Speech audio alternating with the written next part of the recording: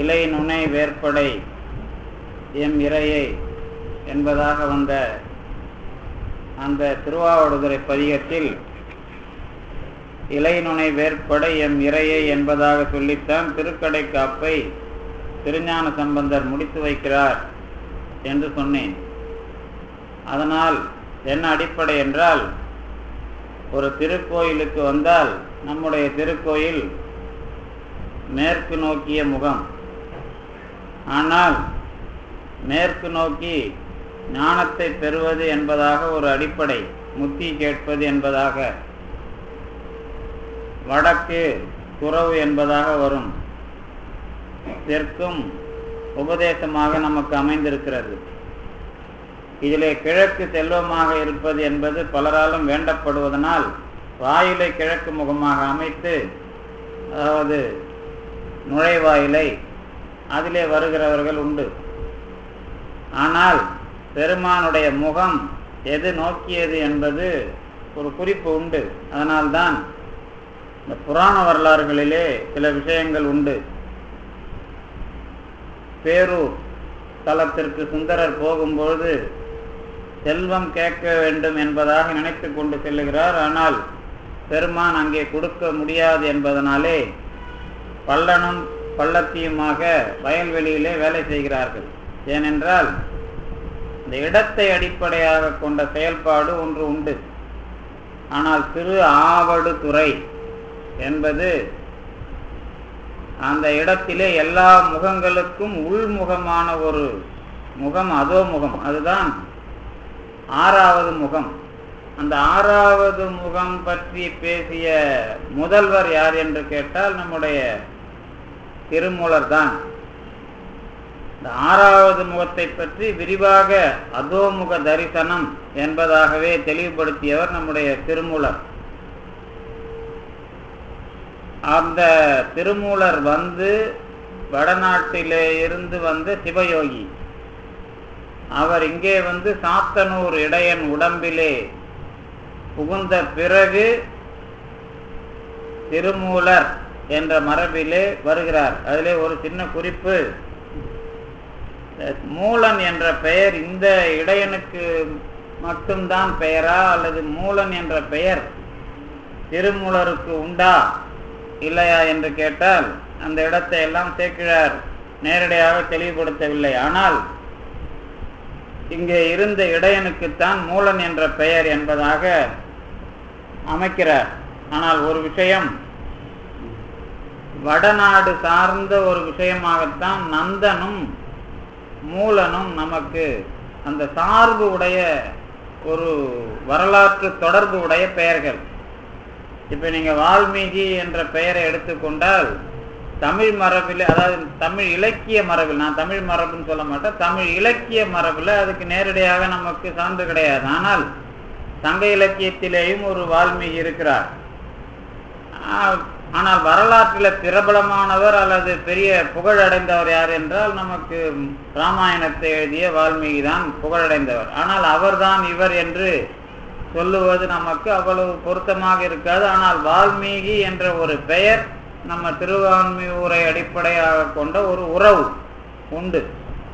இந்த மாதிரி நிறைய சிக்கல்களுக்கெல்லாம் தீர்வு காண்பது தான் கொஞ்சம் சிக்கலான வேலை. ஆனால் அது வந்து கொஞ்சம், அதாவது நாம ஒரு எல்லை கட்டி வச்சிருக்கோம்ல மனசுல, அந்த எல்லை இல்லாம சிந்தித்தீங்கன்னா உங்களுக்கு அந்த பெரிய, அதாவது ஒருமையான அனுபவம் தெரியும். அதை நம்ம காலப்போக்கில் நம்ம வாய்ப்பு கிடைக்கும் போது அப்பப்போ நான் அதை சொல்லுவேன்.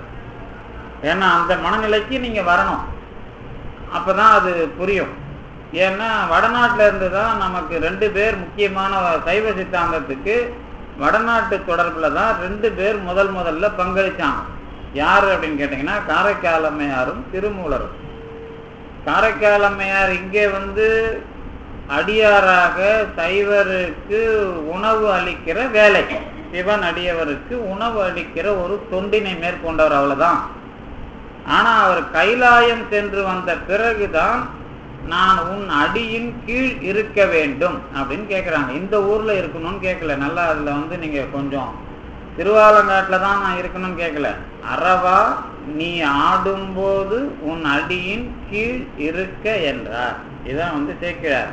இப்ப என்ன அர்த்தம் அப்படின்னு கேட்டா, கைலாயத்துக்கு போன வகையில தான் ஆடுகிற பெருமான் அனுபவத்தை முதலில் நமக்கு காரைக்கால் அம்மையார் கொண்டு வந்து தருகிறார். யாரும் அதுக்கு முன்னோடி கிடையாது. ஒரே ஆளு அம்மா தான். 2 விஷயம் அம்மா பண்ணாங்க. ஒண்ணு, நடராஜ பெருமானை உலகத்துக்கு காட்டியது. நடராஜ பெருமானா இந்த நடராஜர் மட்டும் இல்லை, அவங்க அனுபவமே அற்புதம் என்கிற ஒளி பொருள் அனுபவம் தான் முதல்ல அவங்களுக்கு. காரைக்கால் அம்மையார் அனுபவிச்சது அதை ஒரு அற்புதம்னு பேர் கொடுக்குறாங்க. அந்த அற்புதம்னு பேர் கொடுத்து அதுக்கு ஒரு பாட்டு, 100 பாட்டு, அற்புத திரு அந்தாதி, இதுதான் அவங்க அனுபவத்துல பாட்டு. அற்புதம் அப்படின்னு கடவுளுக்கு பேர் கொடுக்குறாங்க. முதல்ல அவங்க கொடுத்தது அற்புதம் தான் கடவுள். அது அதாவது நீங்க பார்க்கறதெல்லாம் உருவம். அவங்க என்ன பண்றாங்க, ஒரு ஒரு வழக்கு ஒண்ணு வைக்கிறாங்க. பெருமான்கிட்ட சொல்றாங்க. என்ன சொல்றாங்கன்னா, நான் தான் நாமெல்லாம் எந்த மாதிரின்னு கேட்டா, இறைவனுக்கு தெரிஞ்சோ தெரியாமலோ ஆளானவர்கள் அப்படின்னு ஒரு விஷயத்த சொல்லி, நாமெல்லாம் அவனுக்கு ஆள் அப்படின்னு சொல்லி, அந்த ஆள் ஓலை அல்லது அடிமை ஓலைங்கிறத முதல்ல சொன்னவர் நம்ம காரைக்கால் அம்மையார் தான். அதை தான் புனிய வளமாம் அடிமை அப்படிங்கிறத, இதுல ஆள் நாம இறைவனுக்கு தெரிஞ்சோ தெரியாமலோ அடிமை ஆயிட்டாலும் அவன்தான் நமக்கு அடிமையா கடந்து வேலை செய்யறான். அவனை விட பெரிய அடிமை யாரும் இல்லைங்கிற உண்மையையும் அவங்க தான் சொன்னாங்க. யாரு? இறைவன் தான். நாம இறைவனுக்கு அடிமையா இருக்கணும், ஆனா இறைவன் நமக்கு பெரிய அடிமையாக இருந்து வேலை செய்து கொண்டிருக்கிறான். அதான் புனிய வளமா அடிமை அப்படின்னு அந்த வார்த்தையை சொன்னாங்க அவங்க. அதுக்கப்புறம் என்ன பண்ணாங்க அப்படின்னு கேட்டீங்கன்னா, நீங்க நினைச்சுக்கணும். அதாவது நாம வாழறோம் அப்படின்னா ஒரு 2-3 நிகழ்ச்சியை நினைச்சுக்குங்க. என்ன நிகழ்ச்சினா, இந்த முப்புறம் எரித்ததை நினைச்சுக்குங்க. அப்புறம் இந்த நஞ்சு உண்ட வரலாறை நினைச்சுக்குங்க. இந்த மாதிரி வரலாறை நினைச்சுக்கிட்டீங்கன்னா, இந்த உலக அழிவிலிருந்து உங்களை காப்பாற்றியவன் உங்களுக்கு தெரியாமலே உங்களை காப்பாற்றினதுனால நீங்க தெரிஞ்சோ தெரியாமலோ அவனுக்கு ஆள் ஆகிவிட்டீர்கள். அதான் சீர் வல்ல தாயம் அப்படின்னு அவங்க அதை பேசினாங்க. சீர் வல்ல தாயம் அப்படின்னா சிறந்த வலிமையான ஒரு உரிமை சீட்டு. அதை உங்களால ஒன்றும் பிரிக்கவோ அறுக்கவோ வெட்டவோ முடியாது. அப்படிப்பட்ட ஒரு தாயம், உரிமை சீட்டு, சீர் வல்ல தாயம் அப்படின்றத பேசினவங்க காரைக்கால் அம்மையார். அதை வச்சுதான் நமக்கு பாடிக்கு திரு வலிதாயன் பேர். வலிதாயன்னா வலிமையான உரிமை சீட்டை நாம கொண்டிருக்கிற இடத்துக்கு தான் திரு வலி தாயம். இப்ப தாயம்னா உரிமை சீட்டு. இப்ப எதுக்கு இந்த விஷயத்த சொன்ன அப்படின்னா, காரைக்கால் அம்மையாருக்கு முன்னாடி உங்களுக்கு கடவுளை உருவமா யாரும் காட்டல. உருவமா காட்டுறதுன்னா, நீங்க கடவுளை பத்தி சங்க இலக்கியத்துல பேசுதுன்னு சொல்லுவீங்க. ஆனா சங்க இலக்கியத்துல என்னெல்லாம் பேசினாங்கன்னா, இந்த மாதிரி நேரா விஷயமா பேசல. அதுல இன்னும் கொஞ்சம் சிக்கல் வந்துடும். உடனே உங்களுக்கு திருமுருகாற்றுப்படையில அன்னைக்கு கூட அவங்க கேட்டாங்க, நக்கீரர் வராரு அப்படின்னு கேட்டாங்க. நக்கீரர், இப்ப நான் இந்த வகுப்பு ஆராய்ச்சி வகுப்பு மாதிரி போயிடக்கூடாது, கொஞ்சம் ஆன்மீகத்தையும் நம்ம கலக்கணுங்கிறதுனால நான் ரொம்ப அதுக்குள்ள போறது கொஞ்சம் சிக்கல் தான். ஏன்னா அது படிப்பு மாதிரியே போயிடும் நான் சொல்றது. அப்புறம் நக்கீரர் என்ன பண்ணாருன்னா, திருமுருகாற்றுப்படை நீங்க இன்னொரு தடவை இந்த 6 படை வீடு இந்த மாதிரி நினைப்பு இல்லாம போய் படிச்சீங்கன்னா, முதல்ல முருகனை காட்டுறார். முதல்ல காட்டும் போதே என்ன பண்ணுவார்னா, முதல்ல முருகனை அடையாளப்படுத்துறதுக்கு ஒரு சொல்லு சொல்லுவார். என்ன சொல்லு அப்படின்னா, சேய் அப்படின்னு ஒரு சொல்லு சொல்லுவார். இதுதான் திருமுருகாற்றுப்படையில இறைவனை அல்லது முருகனை சேய் அப்படின்னா குமாரன் அர்த்தம், இளைஞன் அர்த்தம். இதே சொல்லதான் தொல்காப்பியத்திலையும் சேயோன் அப்படின்னு தொல்காப்பியரும் பயன்படுத்தினார். முடிஞ்சுதா? இதுதான் பழைய சொல்லாட்சி. யாரை வச்சு நாம இன்னைக்கு வரைக்கும் பார்க்கிற கடவுளுக்கு இருக்கிற பழைய பேரு இதான். இதை தவிர இந்த சிவபெருமானுக்கு இந்த புறநானூர்ல வருது, நீலமணி மிடற்று ஒருவன் போல மண்ணுக பெருமணிய எல்லாம் காட்டுவாங்க சொற்பொழிவுல. அது என்ன அப்படின்னு கேட்டீங்கன்னா, நீலகண்டனை புறநானூர்ல காட்டுறாங்க. அது போக இந்த பாரத போர் விஷயம்லாம் பதிவு பண்ணியிருக்கிறாங்க. இந்த பதிவு பண்ணதுல என்ன விஷயம் அப்படின்னு கேட்டீங்கன்னா, இந்த பாட்டுல முன்ன பின்ன இருக்கிறதுலாம் இருக்குது. இந்த கடவுள் வாழ்த்தெல்லாம் கொஞ்சம் பின்னாடி வந்தவன் பாடியும் முன்னாடி வைப்பாங்க. இதனால நீங்க என்ன பண்ண கூடாதுன்னா எல்லாமே ஒரே காலம் நினைக்க கூடாது. எதை சங்க இலக்கியத்தை அதுல நிறைய பிரச்சனை இருக்குது. அதை ஒரு காலம் நாம கொஞ்சம் சார் நீங்க பக்தியே நிறைய பேசுறீங்க, எங்களுக்கு இந்த தமிழ் இலக்கியங்களையும் எப்போவாது வாய்ப்பு கிடைக்கும் போது சொல்லுங்க, கூட கொஞ்சம் திருக்குறளை சொல்லுங்கன்னா அது நம்ம ஒரு நாளைக்கு எப்போவாது கொஞ்சம் நடுவில் நம்ம நிலவரம் நம்ம இலக்கிய நிலவரத்தையும் நம்ம வாய்ப்பு இருக்கும்போது சிந்திக்கலாம். ஆனா இன்னைக்கு நம்ம சம்பந்தப்பட்ட விஷயம் என்ன அப்படின்னு கேட்டா, இறைவனை பற்றிய வரலாறுல உங்களுக்கு சிவபரம்பொருளை நேரிடையாக அல்லது வாழ்வியல்ல நேரா எடுத்து காட்டினது காரைக்கால் அம்மையார் தான். இவங்க என்ன பண்றாங்கன்னா ஒரு விஷயம் சொல்றாங்க, அதாவது ஒரு பக்கம் திருமால் இருக்கிறான், ஒரு பக்கம் உமையம்மை இருக்கிறாங்க. இந்த ரெண்டு பேரும் சேர்ந்தது தான் நீ.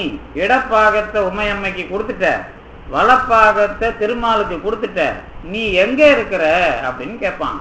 ஒரு பால் திருமால், ஒரு பால் உமை, நின்னுருவம் என்ன உருவம் அப்படின்னு ஒரு கேள்வி கேட்டு அதுக்கு பதில் நடுவில் என்ன சொல்ற, மின் உருவம், இறைவனுடைய உருவம். இந்த ரெண்டுத்துக்கும் நடுவுல மின்னல் போல ஒளி விடுகிற ஒரு உருவம். இதுதான் அற்புதம்னு அவங்க பார்த்தாங்க. நீங்க திருநாவுக்கரசர் திருஞான சம்பந்தருக்கு அப்படியே திருவண்ணாமலை பதியத்துக்கு பாருங்க. அண்டம் ஆறிருள் ஊடு கடந்து உம்பர் உண்டு போலும் ஓர் ஒன் சுடர் அச்சுடர் கண்டு இங்கு ஆறறிவார் அறிவாரெல்லாம் வெந்திங்கள் கண்ணி சடை வேதியன் என்பரே. ஞாபகம் இருக்கா? உருவமும் உயிருமாகி ஓதிய உலகுக்கெல்லாம் பெருவினை பிறப்பு வீடாய் நின்ற எம்பெருமான் அருவி பொன் சொரியும் அண்ணாமலை உலாய் அண்டர்கோவே மருவி நின் பாதமெல்லாம் மற்றொரு மாடு இலேனே. எல்லாம் திருநாவுக்கரசர் திருஞான சம்பந்தர் ரெண்டு பேருமே திருவண்ணாமலை வரும்போது இது ஜோதியா எல்லாத்தையும் கடந்து போய்கிட்டு இருக்குது அப்படிங்கிற விஷயத்த சொல்லுவாங்க. ஏன் இதை நான் சொல்றேன் அப்படின்னு கேட்டீங்கன்னா, நாம எல்லாருமே கடவுளை நீங்க அனுபவிக்கிறது ஒரே மாதிரி கிடையாது. வேதமும் இப்படிதான், திருமுறையும் இப்படிதான். கடவுளை காட்டி கொடுக்கறதுனா என்ன அப்படின்னு கேட்டீங்கன்னா, உங்களுக்கு கடவுளை திருஞான சம்பந்தர் தோடுடைய செவியன்னு காட்டி கொடுத்தாருல்ல, அது யாருக்கு காட்டி கொடுத்தாருன்னா அவங்க அப்பாவுக்கு காட்டி கொடுத்தாரு. இதுல எல்லாம் நீங்க வரலாற்றுல யாரு யாரை வச்சு பாக்குறது அப்படின்னு ஒரு விஷயம் இருக்குது.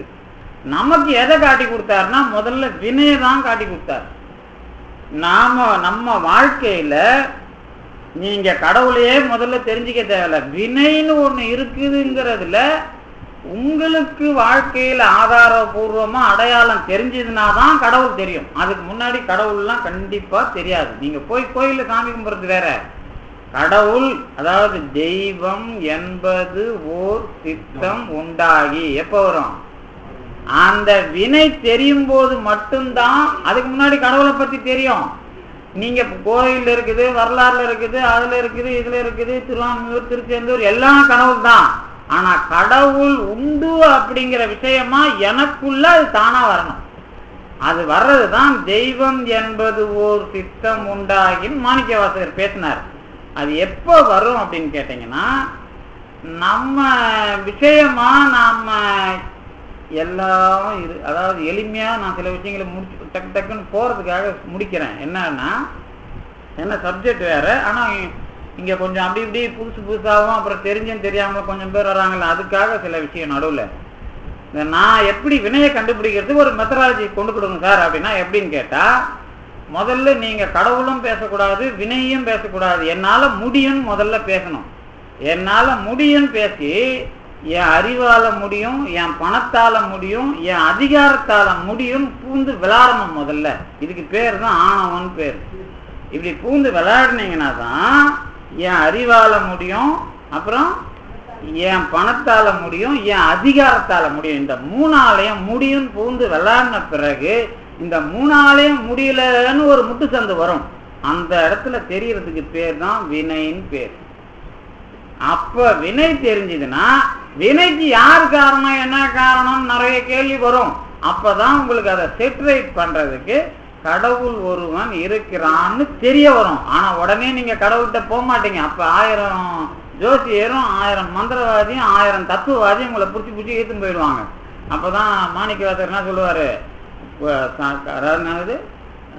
அதாவது ஒன்றிரல் பாம்பின் கடுவிடம் போன்ற கலாபேதம்லாம் உங்களை வந்து இழுத்தும் போவோம் அப்படிம்பாரு. எப்போ கடவுள் ஒன்று சித்தம் வந்த பிறகுதான் இந்த தத்துவத்துல கடவுளை பத்தி சொல்றான், அந்த தத்துவத்துல கடவுளை பத்தி சொல்றான், ஊர்ல சொல்றான், உலகத்துல சொல்றான்னு நீங்க 1008 தடவை திருவண்ணாமலையை சுத்தின பிறகுதான் உங்களுக்குன்னு எந்த கோயிலுக்கு போய் சேரணும்னு இடம் கிடைக்கும். அந்த மாதிரி இப்ப நிறைய பேர் அந்த அனுபவத்துல இருக்கிறாங்க. எனக்கு தெரிஞ்சு நிறைய பேர் கிட்ட வந்து சொல்லுவாங்க, சார் எனக்கு நான் கோயில் குளம் ஊறப்பட்ட குரு அந்த மார்க்கம் இந்த மார்க்கம் நிறைய போனேன், கடைசியில் திருவண்ணாமலையை தெரிஞ்சோ தெரியாமலோ 108 1008 சுத்தினேன், எனக்கு கடைசியா இதுதான் குருன்னு ஒருத்தரை காட்டினாரு, நான் வந்து இங்கேயே செட்டில் ஆகிட்டேன், அதுக்கப்புறம் திருவண்ணாமலையும் போல எங்கேயும் போல இங்கே தான் இருக்கிறன்ற மாதிரி சொல்றவங்க நிறைய பேர் இருக்கிறாங்க. அதனால ஒரு உதாரணத்துக்கு அதை சொன்னேன். ஏன்னா ஏதாவது ஒண்ணு உங்களுக்கு ஒரு இடத்த காட்டும், அந்த ஒரு இடத்த காட்டுறதுக்கு முன்னாடி அலையிற அலைச்சலுக்கு பேர் தான் வினையின் பேர்.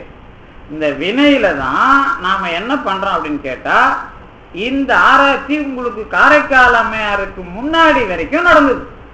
இப்ப அதுக்கு தான் அந்த வரலாறு சொன்ன. காரைக்கால் அம்மையார் என்ன யாரு அப்படின்னு கேட்டீங்கன்னா, இந்த சங்க இலக்கியங்கிறாங்கல்ல, அதுல என்னெல்லாம் வரும்னு கேட்டீங்கன்னா, முதல்ல நம்ம சங்க இலக்கியங்கள்ல காதலை பத்தி நிறைய வரும், அதுல ரொம்ப சண்டையை பத்தி வரும், 19 சொல்லிடுவாங்க. அதுல என்ன பிரச்சனை அப்படின்னு கேட்டீங்கன்னா, இந்த 2 பேரும் அப்பெல்லாம் வந்து இந்த ரொம்ப இந்த தாலி கட்டுறது இந்த கல்யாணம் அப்படிங்கிறதுக்கு முன்னாடி ஒரு காலம் வச்சுங்களேன்.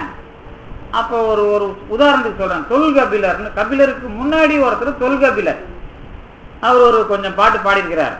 அதுல ஒரு விஷயம் சொல்றேனே, ஒருத்தர் ஒரு பொண்ணை காட்டுல பாத்துருவான், அதுக்கப்புறம் அவங்க ஊர்ல திருவிழா நடக்குதுன்னு பொண்ணு கூட்டும் போவோம், சாப்பிட்டுட்டு அடுத்த நாள் தங்கிட்டு போயிடுவான். அதுக்கப்புறம் அதை பத்தி பேசுறாரு புலவர். என்ன சொல்றாருன்னா, எங்க ஊர்ல கூத்தாடுறதுக்கு ஒரு விரலியை நாங்க புக் பண்ணுவோம், அதாவது ஒப்பந்தம் செய்வோம், ஒரு களம் நெல் கொடுத்து ஒப்பந்தம், அந்த காலத்துல ஒரு காலம் 12 மரக்கா நெல்லை கொடுத்து ஒப்பந்தம் பண்ணுவோம். அந்த பொண்ணு ஆடுறதுக்கு ஒத்துக்கிட்டான்னு சொன்னா அடுத்த ஊர்ல ஒரு தங்க 100 பவுன் கொடுக்குறன்னா கூட அவ போக மாட்டா அப்படிங்கிறத ஓமையா காட்டுவான். ஒரு கூத்தாடிக்கே அந்த அளவுக்கு பண்பாடு இருக்குதுன்னு சொன்னா இவனுக்கும் இவளுக்கும் பிரிய மாட்டாங்க அப்படிங்கிறத அவன் முடிவா சொல்றான். யாரு? தொல்கபிலன் அப்படிங்கிற ஒரு ஆள். அதுக்கு என்ன அர்த்தம்னு கேட்டீங்கன்னா, அடையாளம் இல்லாமலே சொல்லும் செயலும் ஒழுக்கத்துல இருக்கும் அப்படிங்கிறதுக்கு ஆதாரம். இத கொஞ்சம் அப்படியே வளர்த்து எடுத்துக்கிட்டு வந்தா, கபிலர்னு பின்னாடி ஒரு கபிலர் வந்தார். அவர் குறிஞ்சி பாட்டு கலித்தொகையெல்லாம் நிறைய எழுதினார். அதுல ஒரு பாட்டு குறிஞ்சி பாட்டுன்னு ஒண்ணு, 10 பாட்டுல ஒண்ணு. அதுல என்ன சொல்லுவார்னு கேட்டா, அப்பா வந்து ஒண்ணும் இல்ல, ஆரிய அரசன் பிரகத்தனுக்கு கபிலர் சொன்னது குறிஞ்சி பாட்டுன்னு அதுக்கு நாங்க இலக்கணம் எழுதியிருப்போம். அது எப்படி வந்தது அப்படிங்கிறதுக்கு ஒரு உதாரணம். ஆரிய அரசனுக்கு தமிழ் அறிவிப்பதற்கு பிரகத்தனுக்காக கபிலர் பாடியது குறிஞ்சி பாட்டு என்கிற 10 பாட்டில் ஒரு நூல். எங்க ஊருக்காரர் ஒரு நூல் பாடினார், இடகை நாட்டு நல்லூர் நத்தத்தனார் பாடினது சிறுபானாற்றுப்படை, அது வந்து வள்ளலை பத்தி பாடினது. இது வந்து என்ன அப்படின்னு கேட்டீங்கன்னா குறிஞ்சி பாட்டு. அதுல என்ன விஷயம்னு கேட்டா, ஒன்றும் இல்லை, இந்த காட்டுல யானை வந்து துரத்தும், தண்ணியில விழுந்து அதை அவளெல்லாம் காப்பாற்றுவான், காப்பாற்றும் போது ஓடி போய் அவனை கட்டி பிடிப்பா யானை வரும்போது. அப்ப இவனும் வந்து அவன் மேல கையை போடுவான், அதாவது கவலைப்படாங்கிற மாதிரி தட்டி கொடுப்பான். இவ்வளவுதான் விஷயம்.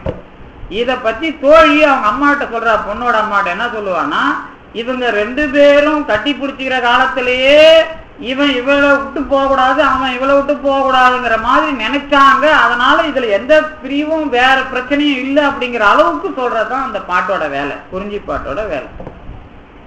கையோட விஷயத்தை வச்சே இவர்கள் எண்ணத்தை நாங்கள் பிரிய மாட்டோம் அப்படிங்கிற விஷயத்துல உறுதியானவர்கள் அப்படிங்கிறத எடுத்து காட்டினதுதான் அந்த குறிஞ்சி பாட்டு. புரிஞ்சு போச்சா? இதெல்லாம் எதுக்கு சொன்னேன்? இந்த 2 பேரும் சேர்ந்து வாழறதுல எந்த பிரச்சனையும் வராம இருந்தது ஒரு காலத்துல. இந்த சமணர்கள் வந்து சேர்ந்தாங்க, வியாபாரம் அதிகமாச்சு, பணம் அதிகமா வந்தது. அப்போ இந்த ஒரு 2 மாம்பழத்தை கொடுத்தான் பார். இந்த மாம்பழத்துல இந்த அம்மா உண்மையிலேயே அடியாருக்கு கொடுத்தாங்களா இல்லையா அப்படின்னு ஒரு எண்ணம், கெட்ட எண்ணம் அவன் யாருக்கு வந்துடுது? காரைக்கால் அம்மையார் புருஷனுக்கு வந்து. இதுதான் பிரச்சனைங்க. இது எப்படி நான் சொல்றேன் இன்னும் தெளிவான்னு கேட்டீங்கன்னா, அந்த பிரச்சனையை சேர்க்கிறார் தெளிவாயதுல. ஆனா காரைக்கால் அம்மையார் வேண்டாங்க பழம் புதுசா ஒண்ணு கேட்பாங்கல்ல, அந்த காணாம போன பழம் மாதிரியே ஒண்ணு வேணும்னு கேட்கறப்ப என்ன சொல்றாங்கன்னா, என்னுடைய கற்புக்காகவும் நீ இதை செய்யுங்கிறாங்க. நான் அந்த பாட்டை எடுத்து படிங்க இப்போ. அப்ப என்ன அர்த்தம்? சங்க காலம் வரைக்கும் கற்பை பத்தி பிரச்சனை இல்லை. ஆனா கற்பு இந்த வினைங்கிறது ஆட்டோமேட்டிக்கா எல்லாரும் வாழ்ந்துகிட்டு இருக்கிறோம், அன்பா இருக்கிறோம், எல்லாம் முடிஞ்சு போச்சு. ஆனா இந்த வியாபாரம் அது இது வந்த பிறகு இந்த இவ மேல சந்தேகம் வர்ற மாதிரி ஒரு விஷயம் அவனுக்கு இருந்ததுனாலதான் இந்த அம்மா இறைவன்கிட்ட வேண்டும் போது இப்படி ஒரு வேண்டுகோளை வச்சுட்டான். அப்ப என்ன நடந்தது? சமணம் வந்த பிறகு நமக்கு கற்பு காப்பாத்துறது, மக்களை காப்பாத்துறதுங்கிறதுக்கு கடவுள் வெளிப்படையா தோன்ற வேண்டிய காலம் வந்துச்சு. அதுக்கு முன்னாடி கடவுள் இருந்தாரா இல்லையாங்கிற ஆராய்ச்சிலாம் இன்னும் வேற மாதிரி நிரூபிப்பேன். அது தொல்காப்பியத்திலேயே பண்ணுவோம். இன்னும் நிறைய அதுக்கு மெத்தடாலஜி வேற. நான் சொல்ல வந்தது அனுபவிக்கிற கடவுளை. இந்த அனுபவிக்கிறதுக்குன்னு ஒரு விஷயமா அவன் சொன்ன உடனே மாம்பழம் கொடுத்தாச்சு. அவனுக்கு இது புதுசா இருக்குது. யாருக்கு? வணிகனுக்கு. தனதத்தன் தான் அவனுக்கு அது புதுசா இருக்குது. உடனே என்ன பண்ணிட்டான், அவன் ஓடி போயிடறான், வேற கல்யாணம் பண்ணிக்கிறான், அது முடிஞ்சு போச்சு. ஆனா இந்த அம்மா என்ன பண்றாங்க, இவனுக்காக தாங்கிய இவ்வனப்பு மிக்க தசைப்பொதி அப்படின்னு முடிவு பண்ணி இனிமே அது வேணான்னு அதை உகுத்துட்டு அவங்க பேய் உருவம் ஏற்றுக்கொண்டார்கள் அப்படிங்கிறது வரலாறு. முடிஞ்சிச்சா? அப்புறம் அவங்க என்ன பண்றாங்க, இப்போ அந்த அம்மா என்ன பண்ணாங்க, ஒரு விஷயம் சொன்னாங்க, பேரன்பே இன்னும் பெருக்கு. இதுதான் காரைக்கால் அம்மையார் சொன்னது. இது வரைக்கும் உலகத்துல அன்பு இருக்குது அன்பு இருக்குதுன்னு தான் நான் இவங்க அவனுக்காக இந்த உடம்ப தாங்கினேன், நாங்க எல்லாம் ஒத்துமையா வாழ்ந்தோம், இது வரைக்கும் சங்க காலத்துல இருந்து இன்னைய வரைக்கும் நாங்க வந்துட்டோம். இப்ப அன்புல பிரச்சனை வந்துடுது. அதனால இனிமே பேரன்பே இன்னும் பெருக்கு, இறைவனுக்கு அன்பை செய்ய அப்படிங்கிற மாதிரி ஒரு கொள்கையை தூக்கி பிடிச்சி கடவுளை அற்புதமாக அனுபவிச்சு இந்த உலகத்துக்கு காட்டி கொடுத்தார்கள் காரைக்கால் அம்மையார். அவங்க தான் முதல் குரு. நமக்கு கடவுளை காட்டி கொடுத்த முதல் குரு அவங்க தான். அவங்க தான் கைலாயம் போயிட்டு வந்து கடவுளை சாதாரணமா காட்டி கொடுக்கல, நடராஜ பெருமானாக காட்டி கொடுத்தார்கள். கொஞ்சம் அட்வான்ஸா காட்டி கொடுத்தாங்க. இதுக்கு நடுவில் முருகன் யாரு சிவலிங்கம் யாருங்கிற வரலாறுலாம் அப்படியே இருக்கட்டும், அதெல்லாம் இப்ப இதுல போட்டு குழப்பக்கூடாது. ஒரே விஷயம், கடவுள் அனுபவத்தை அன்பிலே சங்க காலத்துல அந்த மக்களுக்குள்ள இருந்த அன்புல இருந்து கொஞ்சம் பேரன்புன்னு ஒரு பேரை கொடுத்து அதுல கடவுளை இயக்கியவர்கள் காரைக்கால் அம்மையார்கள் அப்படிங்கிறது ஒரு வரலாறு. முடிச்சனா? இந்த வடநாட்டுல இருந்து சிவயோகி வர்றார். யாரு? வடநாட்டுல எல்லா தத்துவங்களையும் பார்த்துட்டு கூடு விட்டு கூடு பாயற அளவுக்கு பெரிய பலசாலியாக இருந்த அல்லது ஆத்மீக பலசாலியாக இருந்த ஒரு சிவயோகி தமிழ்நாட்டுக்கு வர்றார். அப்போ இந்த மாடுகள் எல்லாம் உடம்பை பார்த்து அழுவதை கண்டு இந்த மாடுகளுக்காக நான் இதை செய்ய வேண்டும் என்று என்ன பண்றாரு, அந்த உடம்புக்குள்ள போறாருல, அவருக்கு பேர் தான் திருமூலர். அவர் தான் என்ன சொன்னாரு, அன்பு சிவமும் இரண்டு என்பர் அறிவிலார் அப்படின்னு பேசினார். ஏன் இந்த நான் வரலாறு சொல்றேன்னு கேட்டீங்கன்னா, இந்தியாவில் தத்துவ விவாதத்துல நீங்க அன்பை கொண்டு வந்து வச்சு பிலாசபி அல்லது தத்துவம் பேசினது எங்க ஆரம்பிக்குதுன்னா காரைக்கால் அம்மையார்கிட்டையும் திருமூலர்கிட்டையும் தான் ஆரம்பிக்குது. இது நேர் தத்துவம்.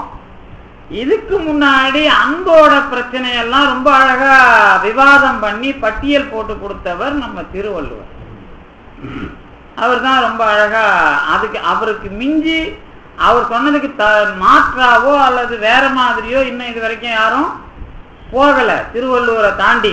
அதெல்லாம் நான் முடிஞ்சா கொஞ்சம் அப்படி சேர்த்து சொல்லி பார்க்குறேன். ஏன்னா ஒரே நாள்ல நம்ம எல்லாத்தையும் சொல்ல முடியாது. ஓரளவுக்கு உங்களுக்கு சில விஷயங்களை தான் என்னது அக்காரம் தான் தர முடியும். நான் என்ன பண்ண முடியாது, விருந்து படைக்க முடியாது. அக்காரம்னா சக்கரை பொங்கல் கொஞ்சம் கொஞ்சம் கிள்ளி தான் கொடுக்க முடியும். அது என்ன அப்படின்னு கேட்டீங்கன்னா, அதான் மாணிக்கவாசகர் சொல்றது, அடித்து அக்காரம் முன் தீற்றிய அற்புதம் அறியேனே அப்படிங்கிறது தான் நம்மளால பண்ண முடியும். இப்போ இதுல இப்போ நம்ம அப்படியே கொஞ்சம் இதெல்லாம் வரலாறு சொன்னோம்ல, அப்படியே உங்க விஷயமா அல்லது நம்ம விஷயமா வரும்போது யாருக்காவது அன்பை பத்தி தெரியுமா அப்படின்னு கேட்டா நீங்க என்ன சொல்லுவீங்க? எல்லாரும் எங்களுக்கு நல்லா தெரியும், நீங்க ஒன்றும் தேவையில்லாம அன்பை பத்திலாம் ஒன்றும் சொல்ல வேணாம் அப்படின்னு சொல்ற அளவுக்கு நிறைய பேர் இங்க இருப்பாங்க. அதுல ஒன்றும் பிரச்சனை இல்லை. ஆனா திருமூலர் அன்பும் சிவமும் இரண்டு என்பது அறிவிலார்னு சொல்ற அளவுக்கு அன்பை பத்தி தெரியுமா அப்படின்னு கேட்டா அதுவும் அன்பு தானே இதுவும் அன்பு தானே, நீங்க சொல்ல வரீங்க அப்படின்னு நீங்க கேட்கலாம். ஏன் இதை நான் சொல்றேன் அப்படின்னு கேட்டீங்கன்னா, இந்த திருமூலர் காலத்துக்கு முன்னாடி இங்க என்ன இருந்தது அப்படின்னு கேட்டீங்கன்னா, வடநாட்டுல ஒரு விஷயம். அங்க என்ன அப்படின்னு கேட்டீங்கன்னா சாக்தம்னு பேர். இந்த தாந்திரிக்குன்னு நீங்க படிப்பீங்க, தாந்திரீகம்.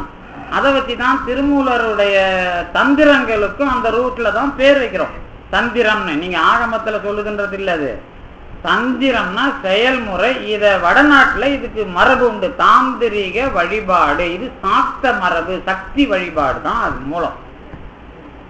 இதுல நிறைய விஷயங்களை நான் பேசுவேன். ஆனா திருக்கோயில்ல எல்லா விஷயத்தையும் பேச முடியாது. ஏன்னா ஆன்மீகத்துக்குள்ள வர்றவங்க தான் இங்க, நம்ம ஆராய்ச்சி மட்டுமே இங்க முக்கியம் இல்லை. அதனால அது சார்ந்து மட்டும் நான் சொல்லுவேன். இதுல என்ன நடந்ததுன்னு கேட்டீங்கன்னா, வடநாட்டுல இந்த சாக்த மரபுல என்னன்னு கேட்டீங்கன்னா, அந்த பெண்கள் தான் தலைமையானவர்கள். அதுல முதல்ல ஞாபகம் வச்சுக்கணும், அவங்க கிட்ட தான் என்ன இருக்கும், விவசாயம்லாம் இருந்தது. ஆண்கள் ஆடு மாடு மேய்ச்சிட்டு வரணும், சொத்து கணக்கெல்லாம் பெண்கள் கிட்ட தான்.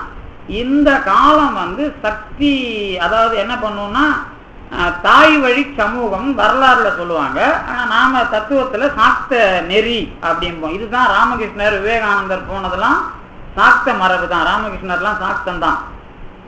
அதை தான் இந்த டிவிக்காரன்லாம் அது அகோரி இகோரின்னு உங்ககிட்ட காட்டி ஏமாத்துறானுங்க பாருங்க, அந்த விஷயம் அதான். அங்க 5 விஷயம், பஞ்ச சம்ஸ்காரம் பேரு. மது, மாது, மைத்தியம், அதாவது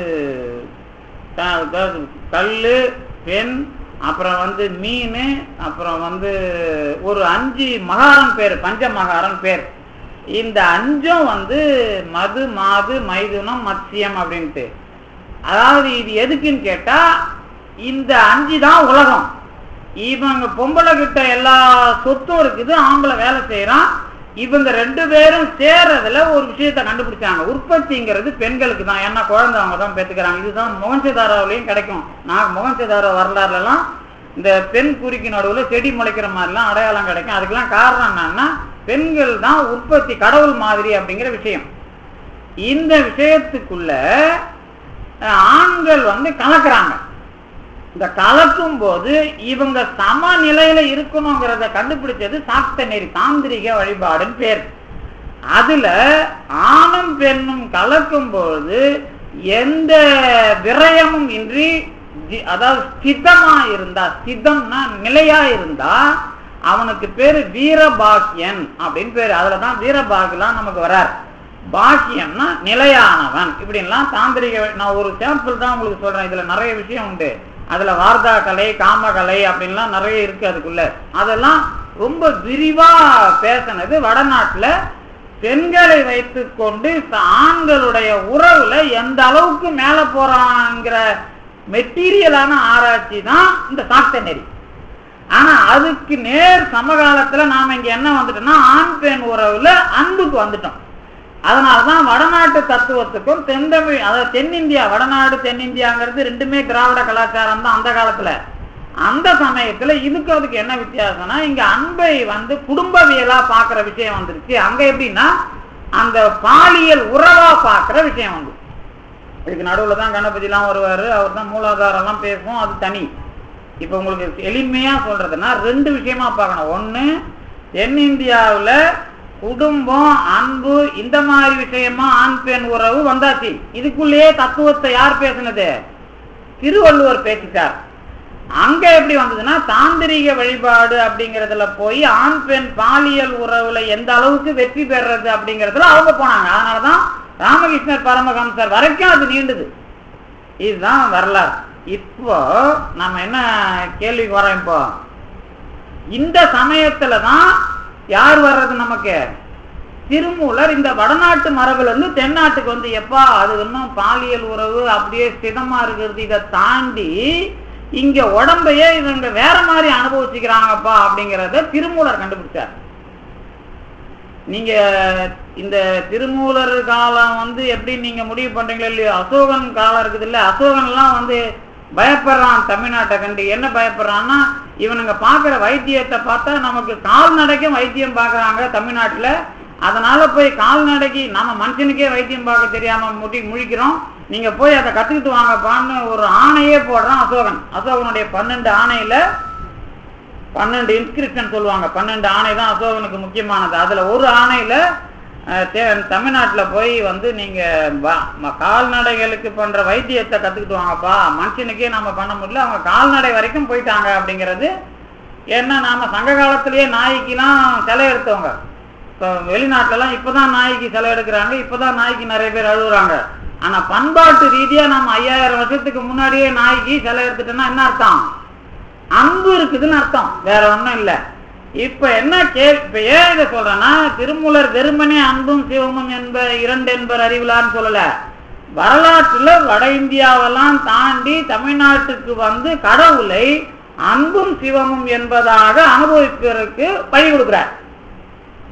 கொஞ்சம் முன்னாடி திருமூலருக்கு முன்னாடியே வந்து நம்ம காரைக்கால் அம்மையார் வந்தாச்சு. இல்ல 2 பேரும் கொஞ்சம் அப்படி முன்ன பின்னதான், அதுல ஒன்றும் நமக்கு மாற்று கருத்து கிடையாது. இதுல என்ன அப்படின்னு கேட்டா, இந்த அன்புங்கிற விஷயத்தை வச்சுக்கிட்டு தத்துவம் பேசணும் அப்படிங்கறதுதான் முக்கியம். இந்த விஷயத்த நீங்க இன்ன வரைக்கும் இந்தியன் பிலாசபிக்குள்ள பார்க்க முடியாது. இந்த அன்பு அகிம்சைன்னு பேசினாங்க, ஆனா அன்பு அதுல இருந்தே தத்துவத்தை கொண்டு வர்றது. உங்களுக்கு நான் என்ன சொல்றேன் அப்படின்னு கேட்டா,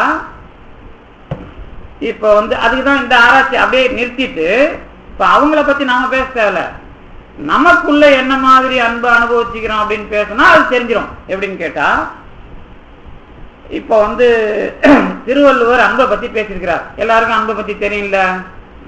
உங்களுக்கு வந்து சரி, நம்ம திருவள்ளுவர் பேசுறதா நமக்கு அன்பை பத்தி தெரியுமான்னு பேசினா கொஞ்சம் உங்களுக்கு அதுல என்ன புரிஞ்சிடும்.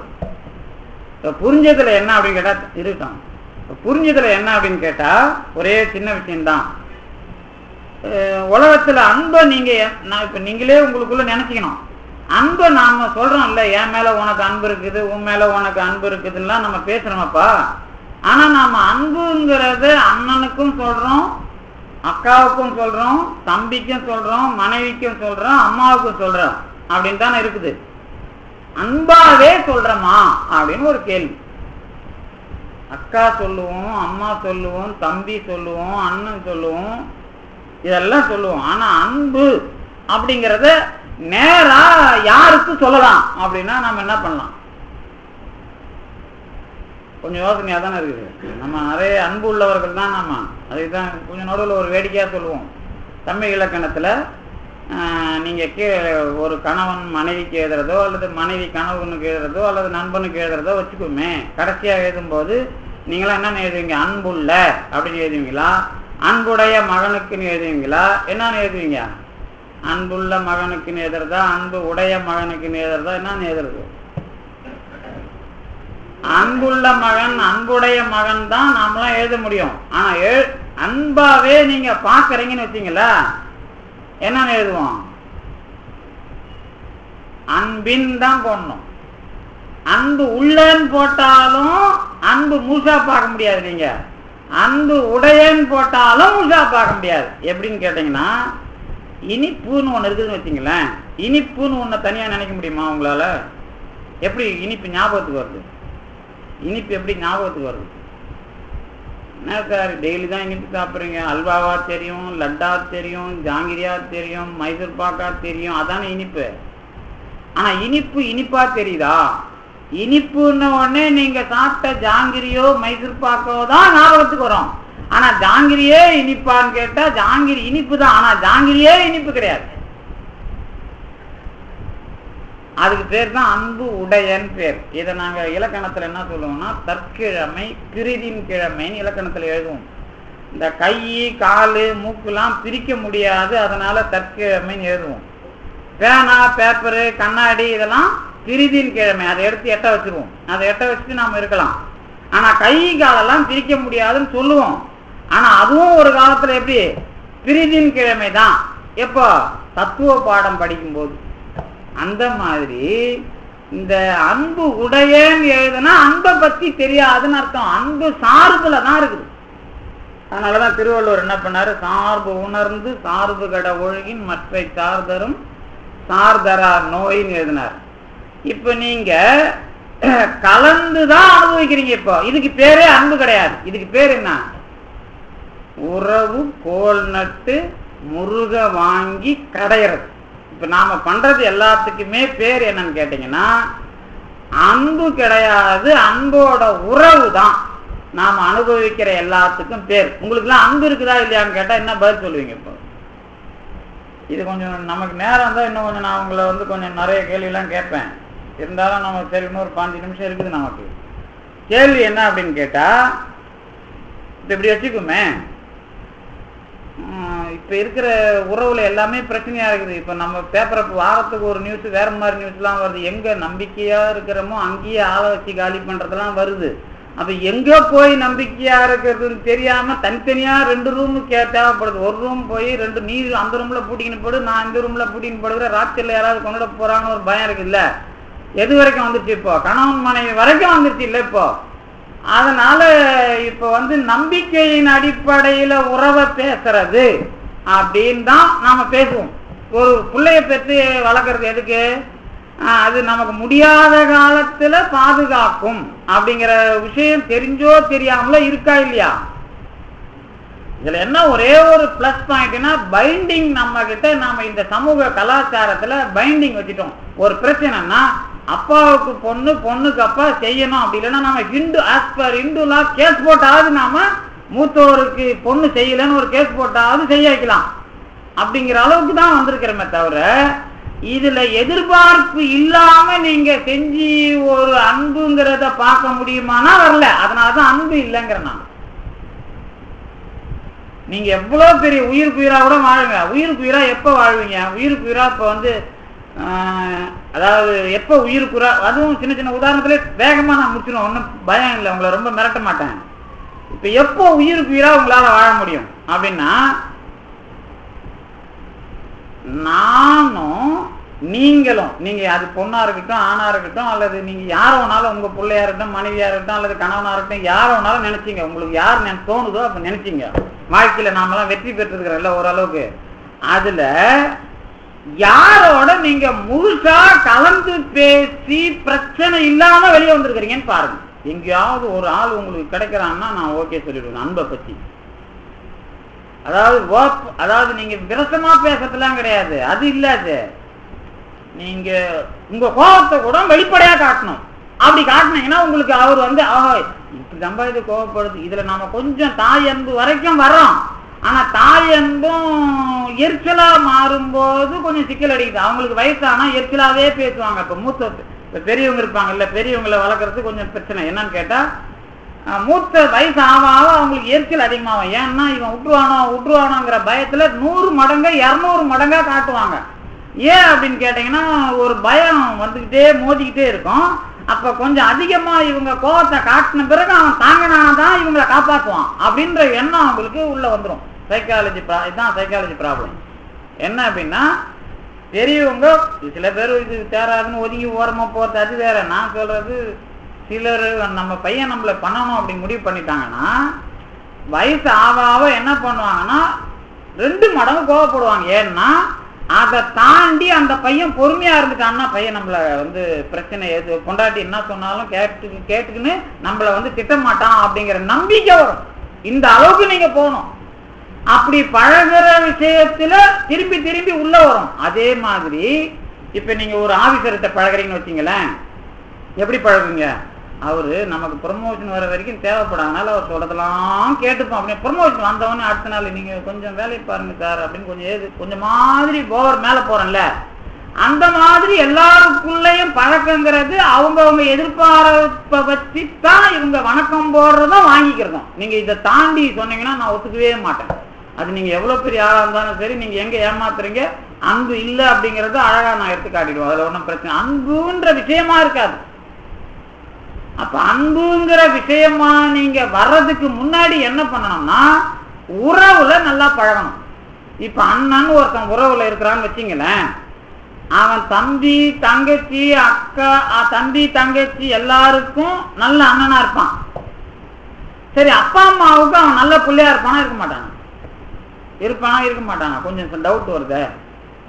ஏன் இவன் நல்ல அண்ணனா வர வேண்டியது இருக்குது? நிறைய வீட்டில் இப்போ நீங்க சைக்காலஜி எதுலாம் என்ன பண்ணுவான், முதல்ல பெண்கள் வந்து அப்பா பர்சனாலிட்டியை தான் லைக் பண்ணுவாங்க. ஆனால் அப்பா பர்சனாலிட்டி பிரச்சனை வரும்போது எதிர் பர்சனாலிட்டிக்கு வேற எங்கேயாவது போய் பழகுவாங்க அப்படிங்கிறதெல்லாம் சைக்காலஜியில் சொல்லி கொடுப்பாங்க. என்ன அர்த்தம்னு கேட்டா, உங்க வீட்டில் நீங்க அப்பா அம்மா அன்பு குறையும் போது தானே நல்ல அண்ணன் வரான் அப்படின்னு நான் சொல்லிடுவேன் டக்குன்னு. அப்பா அம்மா அன்பு ஒழுங்கா இருந்தா நல்ல அண்ணன் ஒருத்தனை பேச வேண்டிய வேலை இல்லைல்ல.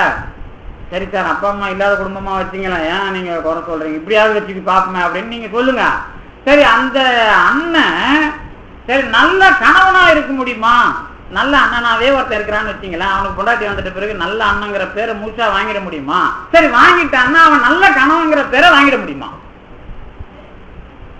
கொஞ்சம் சிக்கலா தான் சார் இருக்குது. அப்போ ஒரு உறவுல முதல்ல வெற்றி பெறுவோம், இன்னொரு உறவு வந்து மோதும் போது சிக்கல் அடிக்கும். இந்த ரெண்டுத்திலையும் நீங்க ஜெயிக்க முடியும்னா உங்களுக்கு அன்பு தெரிய ஆரம்பிச்சிருதுன்னு அர்த்தம். ஒரு உதாரணத்துக்கு, இந்த ரெண்டுத்திலையுமே கொஞ்சம் ஜெயிக்க ஆரம்பிச்சிட்டீங்கன்னா நீங்க சந்தர்ப்பத்துக்கு ஏற்ற மாதிரி போகக்கூடாது, அங்க வெளிப்படையான விஷயமும் இருக்கணும். அப்படி இல்லைன்னு சொன்னா அன்பு தெரியலன்னு, இது ஒரு டிசப்பாயிண்ட். நீங்க இதுல வந்து எங்க புரிஞ்சுக்கிறீங்கன்னு எனக்கு சாதாரண நம்ம விஷயமா தான் பேசுறேன், ஆனா இதுவே புரியலன்னு சொல்லிடுவீங்க. சரி போட்டோம், இப்படி வரட்டும். இப்போ ஒருத்தன் எனக்கு நம்ம இங்க சொற்பொழிவு பண்ற காலத்திலேயே வந்து ஒரு நண்பர் ஒரு இடத்துல வந்து ஒரு விபத்து நடந்துச்சு. என்ன விபத்துன்னு கேட்டீங்கன்னா, ஒரு ரோட்ல விபத்து நடக்குது. அவர் வரான் ஒருத்தன் வண்டியில, சரின்னு இவ்வளவு கூட்டமாகுது நின்று பார்த்துட்டு போயிட்டான். கொஞ்ச நேரம் போன பிறகு மூளையில போய் தடுத்து அங்க ஆக்சிடென்ட் ஆன இடத்துல நின்று இந்த வண்டி நம்ம பொண்டாட்டி வண்டி மாதிரி இருந்ததுன்னு திரும்பி வந்தான். திரும்பி வந்தப்ப பார்த்தா அது அவன் பொண்டாட்டியே தான். ஊர்ந்து பிறண்டு அழுகுறான். பார்க்குறவங்க எல்லாம் ஐயோ எவ்வளவு சோகமாயிட்டான்னு எல்லாரும் பத்திரிகை நியூஸ் தான் உங்களுக்கு தெரியுமா, அந்த மாதிரி படிக்கிறோம். சரி, முதல்ல பார்த்துட்டு வந்தவனுக்கும் ரெண்டாவது வந்ததுக்கும் என்ன வித்தியாசம்? இப்ப அன்பு இருக்குதுன்னு சொல்லுவீங்களா? என்ன இருக்குது அங்க? அன்பு. அதனாலதான் அன்பும் சிவமும் இரண்டுன்னு அவரு இல்லை அப்படிங்கிறத கண்டுபிடிக்கணும்னா, இவன் இப்ப ஒருவேளை அவன் பொண்டாட்டியா இல்லாம வேற ஏதோ பொண்ணுன்னு வச்சுங்களேன், வேற யாரோ இருந்தா அதுக்கே வருத்தப்பட்டு அங்க அழுது நின்று இருந்தான்னா அவனுக்கு அன்பு இருக்குதுன்னு அர்த்தம். அங்க ரெண்டுன்னு ஒரு விஷயம் இல்லை. இந்த ரெண்டுன்னு விஷயம் இல்லாம நீங்க அன்பை அனுபவிக்க போயிட்டீங்கன்னு சொன்னா, ஓ அன்பும் அப்பதான் சிவம்னா என்னன்னு அப்பதான் கடவுளையே பார்க்க நம்ம கத்துக்கிறோமா. அதுக்கு முன்னாடி வரைக்கும் உறவு தான். உறவுனா என்ன? உங்களுக்கு உறவுக்கு என்ன பதில் நாங்க தத்துவமா சொல்லுவோம்? உறவுக்கு தத்துவத்துல பதில் என்ன சொல்லுவோம் சார்? உறவுனா என்ன? வினை தானே. உறவுனா பின்ன என்ன? அன்பா வருது, வினை தானே உறவா வருது. பொண்டாட்டியா வந்தாலும் சரி, அது பிள்ளையா வந்தாலும் சரி, அப்பாவா வந்தாலும் சரி, அத போய் நீங்க அன்பு பண்ணிட்டு இருக்கிறீங்க. அன்பை அனுபவிக்கிறதுக்கு உள்ள பயிற்சி களம் தான் அது. அன்பை நீங்க அங்க அனுபவிக்கவே முடியாது. சரி, இப்ப அப்படியே திருக்குறளுக்கு வரேன். இப்ப நான் இதெல்லாம் வந்து உங்களுக்கு யோசனை பண்றதுக்கான, அதாவது என்னது அது விஷயம். ஏன்னா இது சும்மா இல்ல, இறைவனை அனுபவிக்கணும்னு கங்கணம் கட்டிட்டு உட்காந்துட்டு இருக்கிறோம். நாம எந்த நாட்டுல பண்ணலாலும் பரவாயில்ல, இங்க மற்ற நாட்டுல எங்கேயாவது ஒருத்தன் அனுபவிச்சிருப்பாங்க, வட இந்தியாவையும் சரி வெளிநாடா இருந்தாலும் சரி. ஆனா தமிழ்நாட்டுல நிறைய பேர் கடவுளை அனுபவிக்கிறான். நிறைய பேர் கடவுளை அனுபவிக்கணும்னு கங்கணம் கட்டின்னு பிறந்துட்டு இருக்கிறான். இங்க பிறந்தவன் கண்டிப்பா கடவுளை அனுபவிச்சாகணுங்கிறது அவனுக்கு தெரிஞ்சோ தெரியாமலோ தலையெழுத்து படிநிலை தான் வேற. அதனால நீங்க தைரியமா, என்ன காரைக்கால் அம்மையார் உங்களுக்கு தான் தாயத்தை கட்டி விட்டுருக்காரு, அதனால நீங்க தைரியமா கடவுளை அனுபவிக்கிறதுக்காக பிறந்த பிள்ளைகள் அப்படிங்கிறதுல திருவான்மியூர் தேவாசிரிய மண்டபத்தில இருந்து சொல்றதுல ஒன்றும் குறை நமக்கு இல்ல. திருக்குறள்ல என்ன அப்படின்னு கேட்டா, அன்பை பத்தி திருவள்ளுவர் அன்புடைமை அப்புறம் நிறைய ஆராய்ச்சி பண்றார். பண்ணிட்டு என்ன பண்றாருன்னா, அன்பை வந்து ஒரு 4 விஷயமா இந்த உலகத்துல எடுத்து காட்டுறாரு. அன்புங்கிறது, அன்போடு இயைந்த வழக்கு தான் எது? உயிர். உயிருங்கிறது அன்பு இல்லாம இல்ல. ஆனா அது அன்பை அனுபவிக்க தெரிகிற வரைக்கும் அதுக்கு மூளை இல்லை, அறிவு இல்லைன்னு அர்த்தம். அவ்வளவுதான் விஷயம். அவர் என்ன சொல்றாருன்னா, இந்த அன்பு ஈனும் ஆர்வம் உடைமை அது ஈனும் நன்பு என்னும் நாடாச்சிறப்புன்னு ஒரு திருக்குறள் சொல்றாரு. இன்னொன்னு, அருள் என்னும் அன்பு ஈன் குழவி பொருள் என்னும் செல்வ செவிலியால் உண்டு அப்படின்னு ஒரு திருக்குறள் சொல்றாரு. அன்பு ஈனும் ஆர்வம் உடைமை அது ஈனும் நன்பு என்னும் நாடாச்சிறப்புன்னு ஒரு திருக்குறள். அருள் என்னும் அன்பு ஈன் குழவி பொருள் என்னும் செல்வச் செவிலியால் உடைத்துன்னு ஒரு திருக்குறள், 2 திருக்குறள். இதுல 4 பேர் வருது. ஒண்ணு ஆர்வம் நட்பு, இன்னொன்னு அருள் பொருள். இந்த 4 விஷயத்தையும் நீங்க அன்பை வச்சு பார்க்கணும். இதுதான் திருவள்ளுவர் சொல்ற முடிவு. இந்த முடிவை திருவள்ளுவர் காலத்துல உலகத்துல எவனும் எடுக்கல. அதனால இன்னைக்கு ஒன்னும் நம்ம திருக்குறளை புதுசா கேட்கிறோம். திருவள்ளுவரை நம்ம 2000 வருஷம் சொல்லிட்டு இருக்கிறோம். அந்த காலத்துல இந்த சிந்தனைக்கு உலகத்துல எவனும் வரல அப்படிங்கறது தான் நீங்க ஞாபகத்துல வச்சுக்கணும்.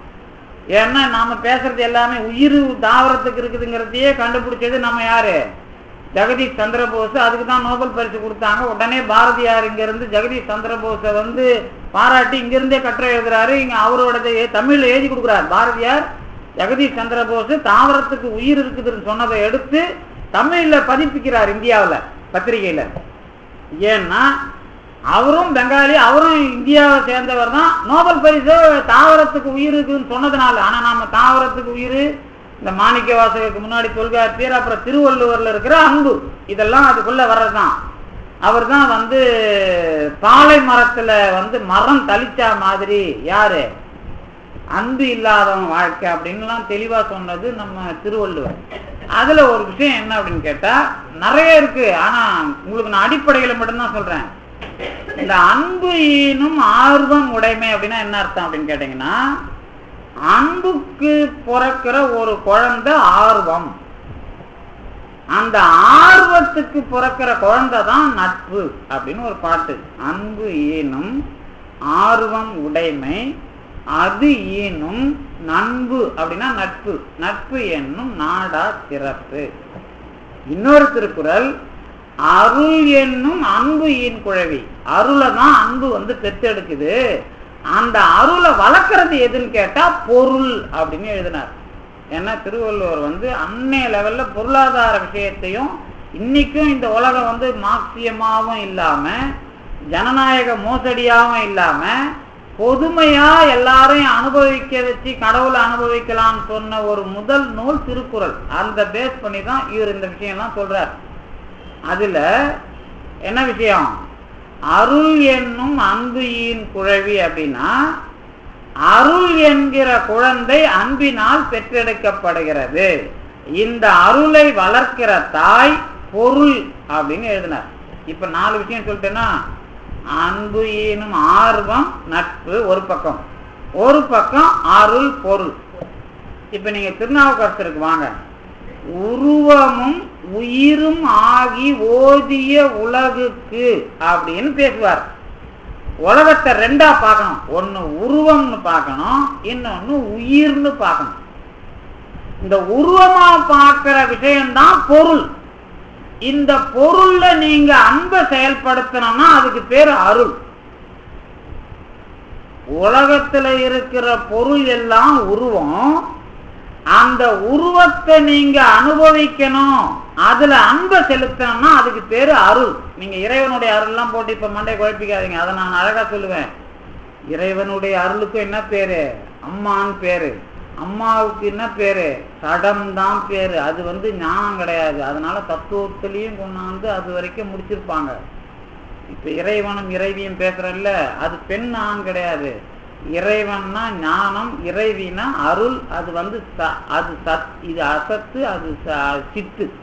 அப்படிதான் நீங்க தத்துவத்திலையும் முடிவுல சொல்லுவோம். அதனாலதான் திருவருட்பயன்ல என்ன சொல்லுவாரு? இருவர் மடந்தையர் இன்புரின் என் பயன் இன்பு உண்டாம் ஒருவன் ஒருத்தி உரின். திருவருட்பயன் என்ன அர்த்தம்? நாம போய் அருளோட மட்டும் நிக்க கூடாது, சிவத்தை போய் சேர்ந்தாதான் இறைவன் ஒருவன்னா நாம ஒருத்தி. இங்கேயே நீங்க இந்த உலகத்திலேயே அனுபவிச்சா அது மடந்தைன்னு பேரு. இங்க பெண் ஞாபகம் வரக்கூடாது, அறிவு இல்லாத தன்மை. அதனாலதான் சிவயோகியான திருமூலர் உடம்புல கூடு விட்டு கூடு பாஞ்சாலும் என்னத்தை அனுபவிச்சாரு? மடந்தை என்கிற அறிவு இல்லாததான் அனுபவிச்சார். மூலன் உடம்புல அறிவு உள்ளதை அனுபவிக்க போறார். அதுதான் வித்தியாசம். அறிவு உள்ளதை அனுபவிக்காம அறிவு இல்லாததை அனுபவிக்கிறது தான் இந்த யோகம். அது இது எல்லாம் மெட்டீரியல் அல்லது மேட்ரை அனுபவிக்கிறது. அது பேரு அருள்ல புரிஞ்சிடும் கடைசியாது. அதனாலதான் பாம்பன் சாமி இந்த தகராளி ரகத்துல ஒரு குறிப்புக்காக சொல்றான். அவர் ஒரு இடத்துல சொல்றாரு, நீ இறைவனை அனுபவிக்கணும்னா நாதம் கூட உனக்கு போனாதான் இறைவனை அனுபவிக்க முடியும்னு எழுதுறார். நாத தத்துவமும் உன்னை விட்டு போனாதான் நீ இறைவனை அனுபவிக்க முடியும்னு ஒரு இடத்துல எழுதுறார். அது அப்புறம் பார்ப்போம். என்ன விஷயம்னு கேட்டா, இந்த உலகத்துல இருக்கிற பொருள் எல்லாம் நீ அருளா அனுபவிக்கிறதுனா என்னன்னா பெருசா நினைக்காதீங்க. இப்ப செல்போன் இருக்குது, நோக்கியா போன்னா 4 தடவை ஊந்தா பரவாயில்ல, கொரியா போன்னா 2 தடவை ஊந்தாலும் போச்சு. அப்ப கொரியா போன உழாம மனசுக்குள்ளேயே வச்சு பார்த்துன்னு இருப்பான். நோக்கியா போனா கொஞ்சம் மறந்தா கூட 10 தடவை ஊந்தா பரவாயில்லன்னு நினைக்கிறேன்ல. அதே மாதிரி எந்த பொருளை எப்படி பயன்படுத்த வேண்டுமோ அப்படி பயன்படுத்துகிற முறைக்கு பேரு அருள்னு பேரு. இப்ப நீங்க தங்கத்தை எடுத்து பயன்படுத்துற முறை வேற, பேனாவை எடுத்து பயன்படுத்துற முறை வேற, செருப்பை எடுத்து பயன்படுத்துற முறை வேற, மேசையை எடுத்து பயன்படுத்துற முறை வேற. இந்த முறையெல்லாம் எல்லாரும் எதை வச்சு பாக்குறான் உலகத்துல? பணத்தை வச்சு பாக்குறாங்கல்ல. அதுதான் பொருள். பொருளுக்கு 2 அர்த்தம். பொருள் இந்த மேட்டரும் அதான், அதோட செல்வமும் அதான். அதனாலதான் திருஞான சம்பந்தர் பாடும்போது என்ன பண்ணாரு? செல்வன் கழல் ஏற்றும் செல்வம் செல்வமேன்னு போட்டார். செல்வன் நெடுமாடம் சென்றுன்னு போடுறாருல. அதுல என்ன பண்ணணும்னு கேட்டா, ஒரு பொருள் இருக்கிறது, அந்த பொருளை பயன்படுத்துற முறை ஒண்ணு, அதே சமயத்துல அந்த பொருளை செல்வத்தால நீங்க பார்க்க கூடாது. இதை பார்த்தவர் யாரு? இதை பார்த்தது யாரு? ஞாபகம் வருதா? திருநாவுக்கரசர். எங்க பார்த்தாரு? அந்த தங்கம் மணிலாம் வருதுன்னு பாத்தீங்கல்ல. அப்ப திருநாவுக்கரசருக்கு பேர் அருளாளர்னு பேர். பொருளை அருளாக பயன்படுத்தினால் அருளாளர்னு பேர். நீங்க அருளாளருக்கு மேல என்ன நாங்க உங்களுக்கு திருலாம் பேர் கொடுப்போம். யார் கொடுப்பாரு? நீங்க திரு ஆவறதுக்கு திருவாளர் ஆவறீங்களா, அருளாளர் ஆவறீங்களா? அருளாளர்னா இது வரைக்கும் தான், மேட்டர் வரைக்கும் தான். திருமந்திரப்படி திருவாளர் ஆகணும்னா கடவுள்கிட்ட வரணும், அன்புக்கு வரணும். அடுத்த மேட்டர் நீங்க அருள் அன்புதான், ஆனா பொருளை பயன்படுத்துகிற அன்புக்கு பேரு அருள். ஆனா நீங்க அன்புக்கே வரமாட்டீங்க. அது அருள்ங்கிற விஷயம் மட்டும்தான் தெரியும். அதுக்கு இது பொருளுக்காச்சா? இது என்ன உலகம்? உருவ உலகத்துக்கு இது விளக்கம். அருவ உலகம் ஒண்ணு இருக்குது. எது? உயிர். உருவமும் உயிரும் ஆகி ஓதிய உலகம். இப்படிதான் நீங்க உலகத்தை பார்க்கணும். இதுதான் திருநாவுக்கரசர், திருஞான சம்பந்தர்லாம். இந்த உயிர் உலகம்னா என்னன்னு கேட்டா, இந்த உயிரும் அந்த உயிரும் தொடர்பு வரணும். அதுக்கு பேர் என்ன? ஆர்வம் வேண்டும். ஆர்வம் இருந்தாதான் என்ன வரும்? நட்பு வரும். இங்க அண்ணன் கிடையாது, தம்பி கிடையாது, அக்கா கிடையாது, இந்த உறவு கிடையாது. இந்த உறவை தாண்டி பொது உறவை திருவள்ளுவன் உலகத்துக்கு என்ன சொல்றான்? நட்பு. புறநானூர்ல என்ன சொன்னாங்கன்னா, படிச்சவன் ஒருத்தன் வீட்டுல இருந்தா அவன் சின்னவனா இருந்தா கூட பெரியவன் பெரியவன் என்ன, பெரியவனை அம்மா மதிக்க மாட்டா. பெரியவனா இருந்தாலும் படிப்பு இல்லைன்னா அவனை யாரும் மதிக்க மாட்டாங்க. பெரிய அரசனா இருந்தாலும் படிப்பு இல்லைன்னா மதிக்க மாட்டாங்கிறத புறநானூர்ல அத செய்தியாவே பாடியிருப்பான். இப்ப என்ன விஷயம் கேட்டா, படிப்பை வச்சு சொன்னாங்கல்ல, அந்த ஏற்றத்தாழ்வு சொன்னாங்கல்ல, கல்விங்கிற விஷயத்தை வச்சு. அதே மாதிரி உறவுங்கிறது ஏற்றத்தாழ்வு உண்டு. இந்த ஏற்றத்தாழ்வு இல்லாம நட்பு அப்படின்னு சொன்னீங்கன்னா அதுல அண்ணனும் வந்துருவான், அம்மாவும் வந்துருவாங்க, மனைவியும் வந்துருவாங்க, ஊர்ல இருக்கிற எல்லாரும் வருவாங்க. இப்ப என்ன வருது உங்களுக்கு? அன்பை உயிர்கள் மீது பொதுவாக அனுபவிப்பதற்கு உரிய கருவி ஆர்வம். இதனாலதான் பெரிய புராணத்தை இப்ப எடுத்து பாருங்க. ஞாபகம் இருக்குதா? பெரிய புராணத்தை சொன்னவர் யாரு? சேக்கிழாரா? இல்லையா? குண்டா போட்டு உபமன்யு முனிவர் சொல்றாருல்ல. உபமன்யு முனிவரை பத்தி சேக்கிழார் என்ன சொல்றாரு? ஆர்வம் தழைய நின்றான் உபமன்யும்பர். இந்த உலகத்துக்கு அன்பை பொதுவா காட்டுறதுக்கு உபமன்யு என்ன குவாலிட்டியில நின்னாராம்? என்ன பண்புல? ஆர்வம் தழைய நின்றான். இதேதான் சுந்தரர் வந்த நெறி. அதான் சேரமான் பெருமான் நாயனாரா இருந்தாலும் நட்பு தான், இறைவனாயிருந்தாலும் நட்பு தான். இந்த நட்பு தான் உலகத்தில் இருக்கிற எல்லா உயிர்களையும் சமமாக பாவிப்பதற்கு உரிய அன்பு நெறி. இதனாலதான் என்ன பண்ணாரு, ஆரூர் பிறந்தார்கள் எல்லாருக்கும் அடியேன்னு போட்டார். அவர் என்ன அர்த்தம், எல்லா ஊர்ல இருக்கிற உயிர்களுக்கும் உறவு கொண்டவர்கள் நண்பர்கள் அர்த்தம். அதான் ஆரூர். அதனாலதான் இறைவன் என்ன பண்றாரு, சுந்தரர் நேர இதுக்குள்ள போறார், திருவாரூருக்குள்ள போகும்போது என் தோழன் வரான். எங்க வரான், நாம் அழைக்க ஆரூர் வர்றான்னு சொல்றாரு. அப்படின்னா என்ன அர்த்தம், எல்லாரையும் பொதுவாக கொள்கிற ஒரு நட்புல வர்றான்பான்னு அர்த்தம். என் தோழன் வரான்னு மட்டும் சொல்லல, ஆரூரன் வருகிறான்னு அங்கதான் இறைவன் அனௌன்ஸ் பண்ணுவார். யார, சுந்தரரை. அதனால என்ன பண்ணணும்னு கேட்டா, இந்த அன்புங்கிறதுக்குள்ள நாம இன்னும் போகல. என்ன பண்றான், எல்லா உயிர்களையும் பொதுவாக பழகுவதற்கு ஆர்வத்தை செயல்படுத்தினால் நட்பு வரும். எல்லா பொருள்களையும் பயன்படுத்தினால் அருள் வரும். இப்ப எது வரல, இன்னும் எது வரல, அன்பு வரல. அன்பு வரணும்னா இந்த ரெண்டுங்கிற விஷயமே இருக்காது. இன்னொரு உதாரணம் சொல்ல, நட்பை பத்தி திருக்குறள்ல நீங்க போய் பாருங்க. நட்புன்னு ஒரு அதிகாரம், மொத்தம் திருக்குறள்ல நட்புக்கு 17 அதிகாரம். நீங்க 7 தான் பார்த்திருப்பீங்க, இன்னும் 10 இருக்குது. அதுல 7 தான் எல்லாருக்கும் தெரியும். ஆனா இந்த இகல் காமம்னு வச்சு ஒரு 10 அதிகாரம் கூடுதலா திருவள்ளுவர் பாடியிருப்பார். அதை பரிமேலழகர் எழுதியிருப்பார். மொத்த நட்புக்கு, நட்பியலுக்கு 17 அதிகாரம் எழுதுவார் திருக்குறள்ல.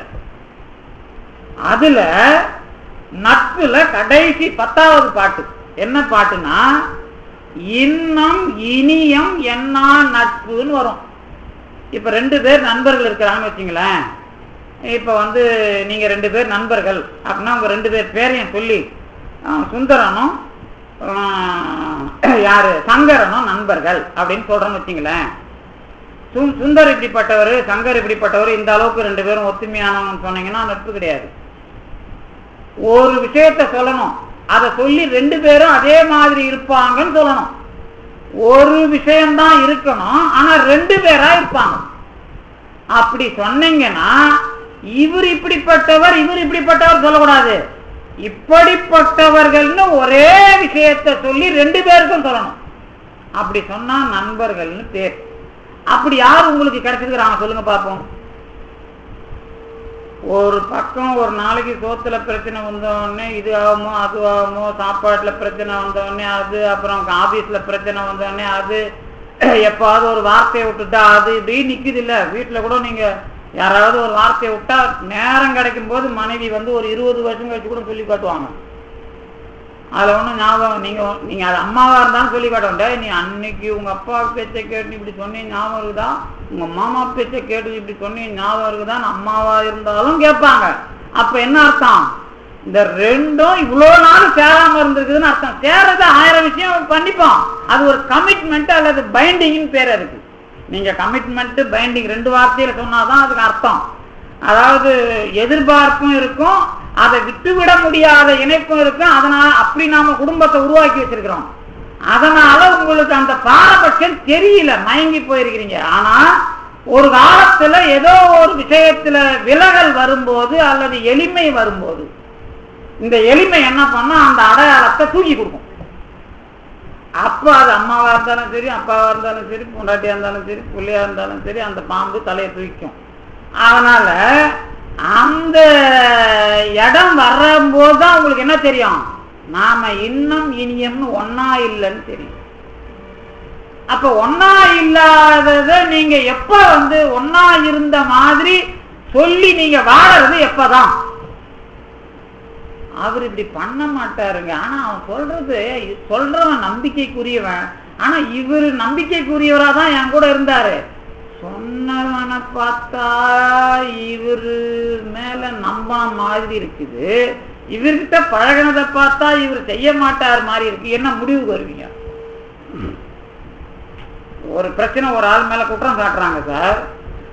உங்களை பத்தி இன்னொரு இந்த உலகம் முடிவெடுக்குது இல்ல, ஊர்ல இருக்கிறவனை விடுங்க. எப்பவுமே நான் ஒரு விஷயம் சொல்லிடுவேன். என்ன சொல்லிடுவேன்னா, இன்னைக்கு நிறைய நேரம் போயிட்டு இருக்கேன், ஊர்ல இருக்கிறவன் என்ன பண்ணுவான்னு கேட்டா, ஒரு ஆள் எப்போ ஒருத்தனை பத்தி சொல்லுவான் நிறைய பேர் காத்து கிடக்கிறது, அது ஒரு கேட்டகிரி.